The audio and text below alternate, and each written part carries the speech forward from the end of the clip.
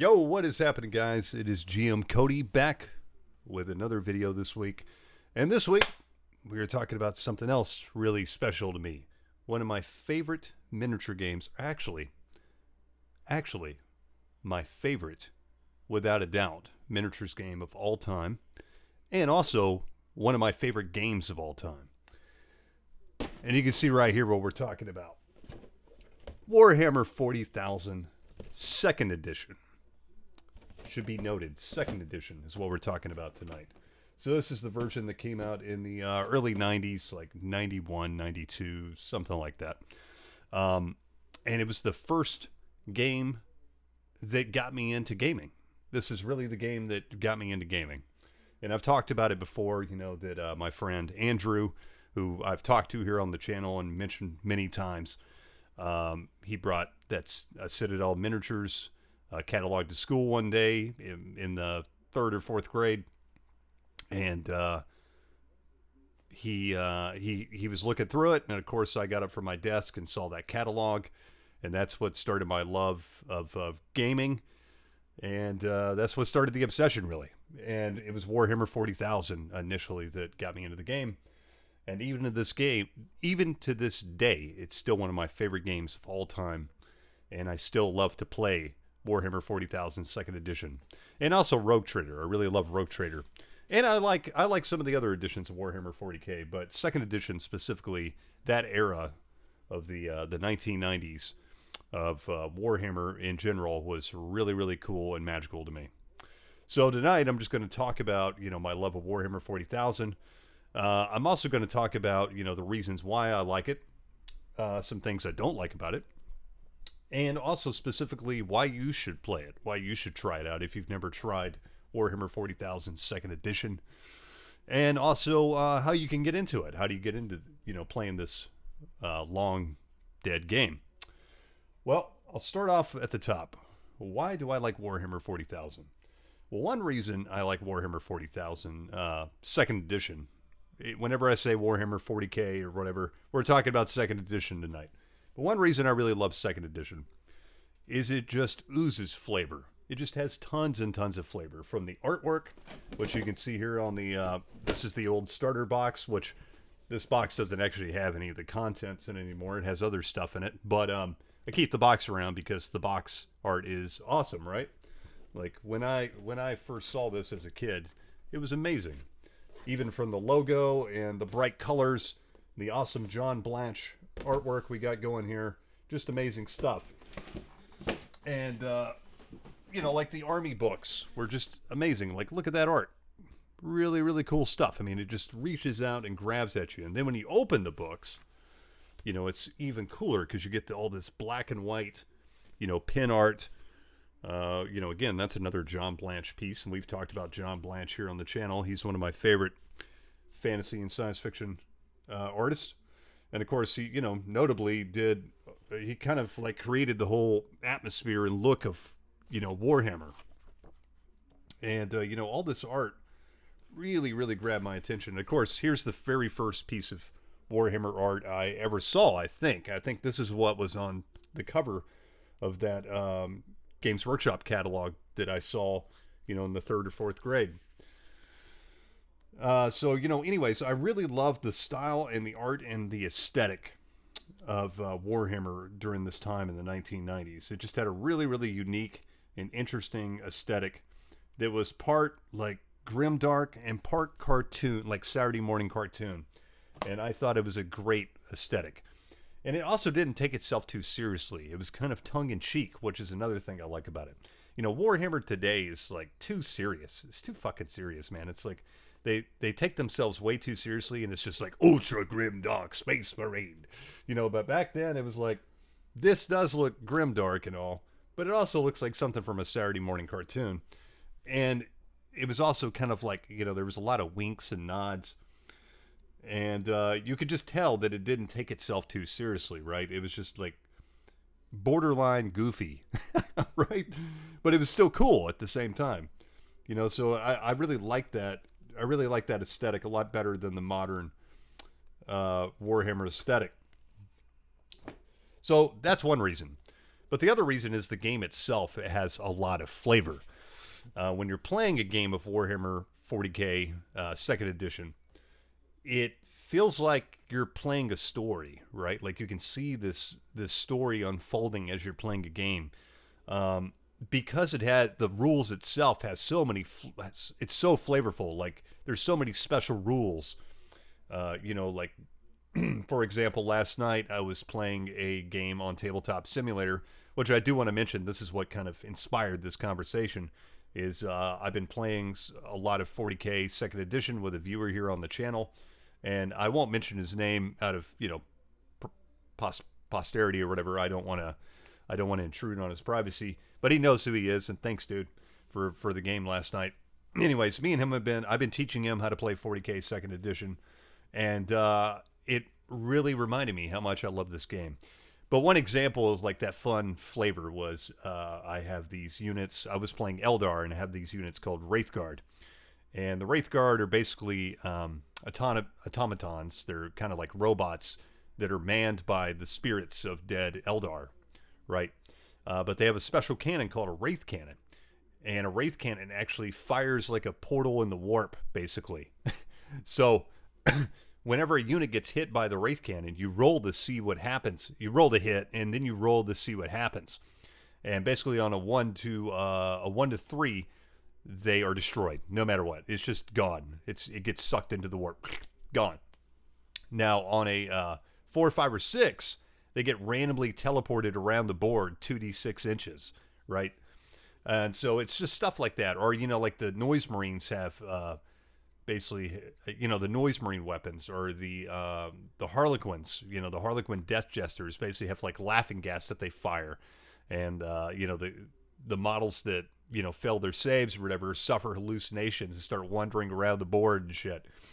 You can throw grenades, and different types of grenades. You can throw smoke bombs and flares and all kinds, and vortex grenades. You can, throw a grenade, vortex grenade, and a giant portal of the warp opens, and it swallows up everything it touches. Everything it touches, terrain and everything's just gone. Or like characters can take all these unique war gear cards. They can have bionic arms and stasis fields, force fields, and crazy special weapons. And of course, this is the age of Hero Hammer, as us old Warhammer players like to call it. But Hero Hammer was fun, man. And it just has tons and tons of flavor. Vehicles can swerve out of control, and a vehicle gets hit, it might go out of control, and it could hit like the vehicle next to it, and it causes this chain reaction, and that vehicle would explode, and it hits the squad next to it, and then so anyways, all these rules like that. What I've noticed is it's not only really flavorful and fun, it also creates a really cool story, a narrative, if you will, when you're playing the game. And I've never really played another miniatures game that does that, as well as Second Edition 40K does. Even other versions of Warhammer Fantasy or 40K or whatever, I will say Rogue Trader does this fairly well, but I think Second Edition almost does it better to a degree. They might be equal in this, but it has this very flavorful narrative experience about it that I really love.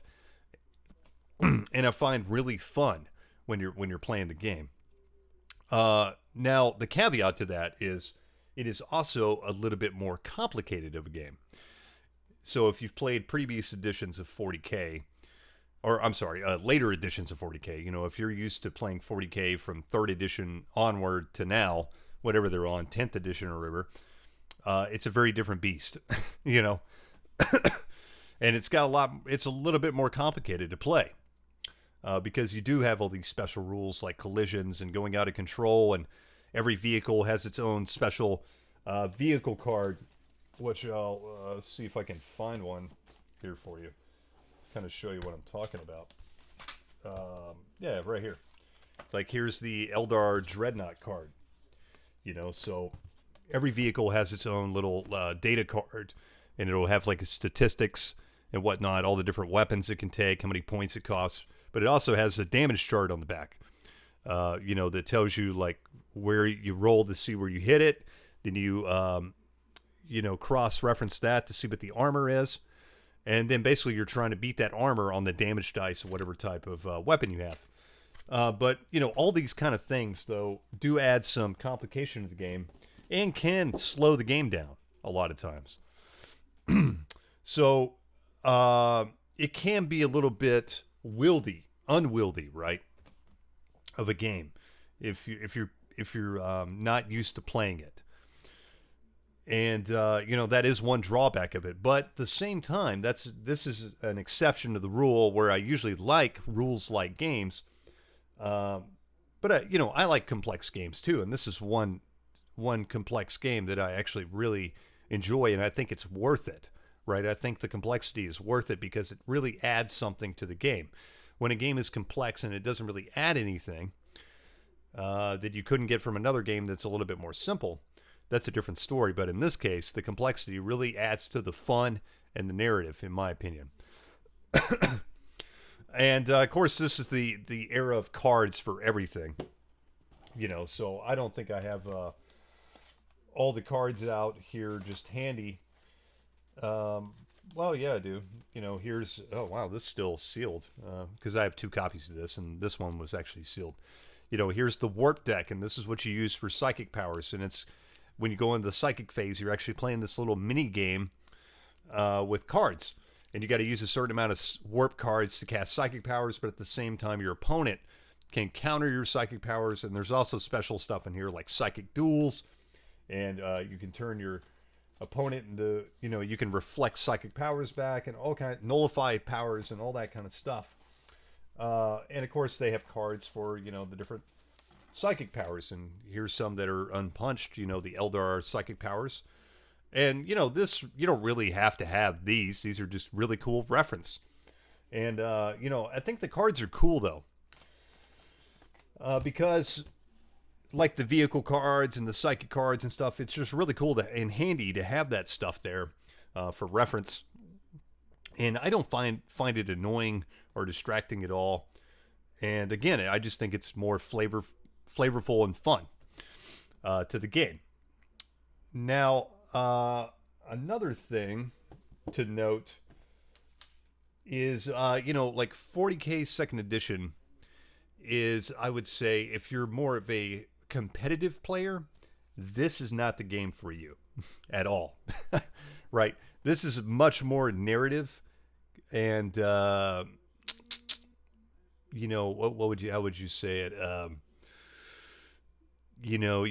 This is not a competitive game, right? This is definitely a friendly, fun narrative game. If you try to play 40K second edition competitively, it's going to get unfun real fast. That is not the spirit of this game, and was never the intention of of 40K period. But it ended up that way, obviously, because that's all it is now. But back then, during the Rogue Trader era days, and during second edition days, and even third edition to an extent, the game was more about, having fun with your friends and doing cool stuff. And, even back then when they would try to run tournaments, from every case I've heard about, it just sounded like a fucking disaster, right? So if you're looking for like a competitive tournament kind of play game, this is not it, right? Like, you want to go somewhere else. Play modern 40K or whatever, but this is not the game for you. But if you're looking for a fun, flavorful narrative game experience, 40K second edition would definitely be the game for you. So this video is not going to be too long. And the next thing I want to talk about is, if you wanted to get into Warhammer 40,000 second edition, how would you do so today? Because you do need quite a few things, bits and bobs and books and codexes and everything to get into it. So if you wanted to relive the glory days of the 90s, how would you do that? Well, there's a couple different options. The first option, of course, is you could go online and, you could buy all this stuff, which is, what I did. I rebottled this stuff a number of years ago, and I just kind of pieced it together slowly. And I lucked out a few times. You don't have to just look on eBay. You could also go to like Facebook groups. There's a lot of old Hammer Facebook groups and mid Hammer, this is considered mid Hammer I just call it all Old Hammer at this point. Um, and there's a lot of really good communities out there that are, would give you a fair trade or fair price for a lot of this stuff. Because these guys are gamers too, and they know that, other gamers are looking for this stuff to actually play with. So, a lot of times you can get better deals on like those Facebook groups or even on the forums and stuff. And, you're going to have to look yourself because I can't remember any off the top of my head, but there are quite a few out there. Just do some digging. You'll find some. That's where you're going to find your best deals. And also at, I've had a lot of good luck at conventions. If you go to gaming conventions, like Adepticon especially, which is, very Warhammer centric, or any kind of like miniatures convention, you can find this stuff secondhand. People are selling stuff at the, the flea market and stuff for pretty good prices, right? And, I scored some of this stuff, there at these like flea markets and stuff. You can also, of course, go to eBay, and you can still find good deals on eBay. You just have to be very patient and wait around because most people are charging way too much for this stuff. But if you're patient and you look and you really, sit tight, you can find it for a good deal. So anyways, that's one option. And I'll go over all the stuff you need if you want to get into Warhammer 40,000 Second Edition, the things you would need. So first off, you would need the core books. And hold on just one second. I'm going to grab one here. The main thing you would need is the rule book, of course. And you can find these floating around separately all over the place. This is not a big book, so if you find like a PDF of it or whatever, it's, not hard to scan off. The other thing you would need is the war. You don't necessarily need this book. This is the War Gear book, and this basically has all the stats and special rules for the weapons, though I would advise having this handy, but it's not going to get used very often. So you would need that. You would need, I would highly recommend tracking down the reference charts, because these basically are what you're going to be looking at when you're playing the game. This is basically all I look at when I'm playing second edition, because it's got all the weapons on it, all the stats for the weapons. It goes through all the turns. It has, all the steps that you're going to do and all the basic rules you need to know right here on these two reference sheets. So if you can find a copy of these, I highly recommend finding those. And then you're going to need all the templates, of course. And you're going to have to look it up for yourself, but, you have blast templates, and you have 4 different types of blast templates. I think you have 3 different types of flamer templates. And you have also, if you're doing psychic powers, you're going to need the Dark Millennium stuff, which I just showed the warp cards. And you will need those to play the psychic phase. And you will need at least a list of the psychic powers, if not the psychic cards. And of course, you'll need the rules for all the psychic stuff, which is in the Dark Millennium rulebook. But if you don't want to track all this stuff down, you can get a lot of this stuff easily on the internet. So I'm going to give you a couple things. So get your notebook out. If you want, you could just get it's floating around the internet. It's a fan-made thing. You can find it. I'm not going to link it here because I don't want it to disappear or anything. It's called the Warhammer 40K Second Edition Battle Bible. I think the current version is 1.77. And basically what this is a fan-made compilation of everything Warhammer 40K Second Edition. It's got all the rules in it. It's got all the war gear in it. It's got all the psychic powers. And it has all the army list in it. So it also has all the codexes inside. And of course, these codexes, I didn't mention this, but you're going to need this for whatever army you're playing. But if you have the Battle Bible, it's got all the army list and all the codex information inside. The only thing it's not going to have any art. It's not going to have any fluff. And it's not going to have all this, all this cool, stuff in it that you see here. So, if you want all this cool stuff, you're actually going to have to buy these books. And the codexes, even if you just had the Battle Bible for the rules, I would recommend buying the codexes because they're not too terribly expensive or hard to find, and they are quite awesome books, very cool reads. And actually, these are my favorite codexes that Games Workshop ever released, and the first ones, of course, too. So those are totally worth buying. If you didn't buy anything else, buy those. Now, the warp cards and the templates and all that stuff you can find online as well if you go to the 40K Second Edition Facebook group, Warhammer 40,000 Second Edition Facebook group. I'm going to link it down below. If you look in their files section, join the group, say hello, introduce yourself, ask questions there. But also, and tell them Cody sent you, but also look in their files section, and they're going to have a lot of the stuff you need to play Warhammer 40K Second Edition. They're going to have all the templates. They're going to have all the warp cards. They're not going to have, I don't think you'll find the rule books and stuff in there. But you'll find pretty much all the extra stuff, the paraphernalia you're going to need to play. Like I said, the Battle Bible's floating around the internet. Just look up Warhammer 40K Battle Bible. You'll find it. Not hard to find. Now, models. What models would you use? Well, you can be like me, and, I'm going to go over here. You can be like me, and you can buy the old school models from back in the, 80s and 90s and whatnot. Like here's some of my Tzeentch Chaos Space Marines, and here's a Eldar Harlequin, whatever.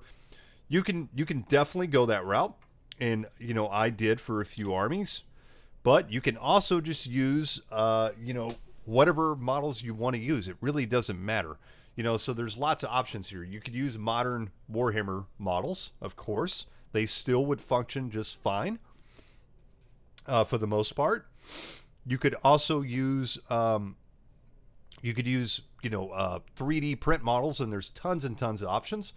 And there's also a lot of third-party companies right now that are making a lot of old Hammer-style miniatures, which I will link below in the show notes. Now, these are more in the style of, like, Rogue Trader era, but they would still be work very well for second edition 40K as well.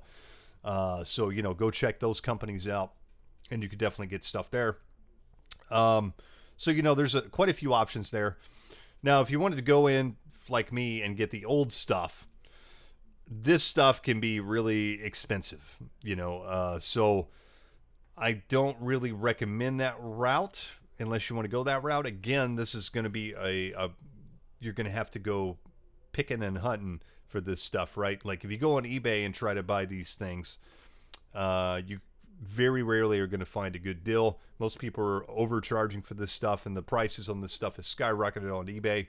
But again, if you go to the Facebook groups and ask some questions and look around, you can find quite a few trading groups that will offer some good deals on this stuff if you want to collect the older models. And again, 3D prints are your friend. And if you go to Etsy and stuff like that, if you don't have a 3D printer, you can get a lot of this stuff printed off that would be pretty close to what you would want. And if you don't want to do any of that, again, you can buy, some newer 40K models, or, some stuff that's not so new but not so old and probably reasonably priced still, like on eBay. And you could get some good deals there. The other thing I would recommend is if you wanted some old models, you could find some stuff on eBay or whatever that's in a little bit of bad shape. Maybe it's already been painted really badly or whatever. And you could do what I do. I bought a lot of that stuff because it was painted really badly or whatever, and I just stripped the paint, which I'm not going to, there's lots of different options of stripping paint. I'm not going to give a tutorial about how to strip paint off models, but there's a lot of different ways to do it, and it's a little bit of work and, a little bit of elbow grease, but, you can save yourself about half the money doing it that way, and that's how I've done it a lot, buying these models. So there's a lot of options out there for models. And yeah, I don't know if I have really anything else to say about Warhammer 40K Second Edition. I just felt like kind of like giving a broad overview tonight and talking about one of my favorite games of all time. Let me know if it's one of your favorite games, or if you played Warhammer 40K Second Edition, what you think of it. And in the future, I'm actually going to be doing some in-depth, discussions about Second Edition, and talking about the rules and how to play it, and talking about the codexes, and maybe we'll look through these codexes one at a time and, you know, go through all this and talk about the lore and talk about the models and maybe even actually play some games with Tabletop Simulator when I can get some people set up and comfortable doing that and actually show you guys, you know, some actual games. So if you like this video, make sure to give me a thumbs up. I really appreciate all the support. And I'm not really sure what we're going to be talking about next week. I haven't really decided. I don't really ever plan anything. It's usually the night of. Like tonight, I was just like, I'm going to talk about 2nd edition, and that's what we're talking about. So I don't know what we're going to be talking about next week. I'm really tempted to talk about some more Palladium stuff, and we might do that. We'll see. We'll see how I'm feeling. Coming up this week, of course, tomorrow I will be playing in the Star Trek Sojourner game on Bear's channel, so make sure to tune in for that. It will be simulcast on my channel, but make sure to go to Bear's channel as well and give him a thumbs up because it is coming from his channel and it is his game. But I will be playing Dr. Jeb Taylor in that game, the Chief Medical Officer. If you haven't checked that game out yet, it's been a lot of fun, and I've really been enjoying it. And, of course, Wednesday, I'll be on the Four Color Cafe again on Bear's channel. And Sunday, on my channel, we will be playing Old School Essentials once again, and that should be a really good time. We left off at a really climatic real big cliffhanger last time, and so it should be really, really fun to see what happens and what the players do. So anyways, I'm going to cut the video off there. Hope you guys enjoyed it. We'll catch you guys next time. Y'all have a good one. Peace.